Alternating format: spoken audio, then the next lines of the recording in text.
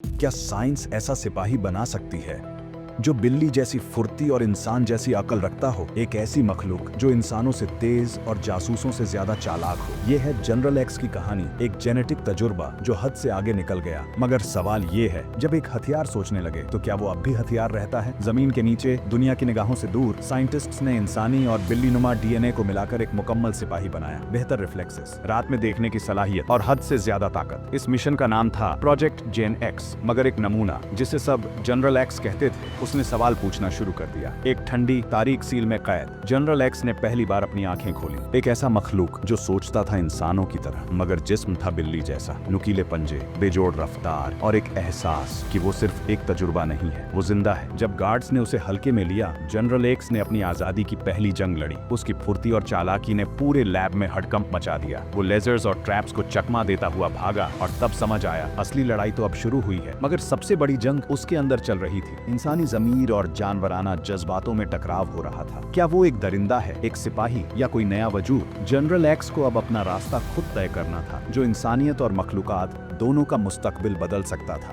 हुकूमत ने उसे पकड़ने के लिए स्पेशल फोर्सेस भेजी। एक शहर जहां रातें नियॉन लाइट्स में डूबी होती थीं और हर कोना साया बन चुका था, वहीं जनरल एक्स ने सिर्फ अपनी जान के लिए नहीं, बल्कि अपने वजूद के लिए लड़ाई लड़ी। ये लड़ाई नहीं थी, ये बगावत थी। क्या जनरल एक्स सिर्फ एक हथियार है, या एक नया जिंदा मखलूक? जहां साइंस ऐसे हाइब्रिड्स बना सकती है, वहां इंसान और जानवर के दरमियान हद कौन तय करेगा? जनरल एक्स की कहानी हमें एक सवाल छोड़ती है, आखिर इंसान होना वाकई क्या है? अगर आपको ऐसी कहानियां पसंद आती हैं तो लाइक, सब्सक्राइब और कमेंट जरूर करें और हमें बताएं आपको जनरल एक्स के बारे में क्या लगता है, इसके बारे में क्या लगता है।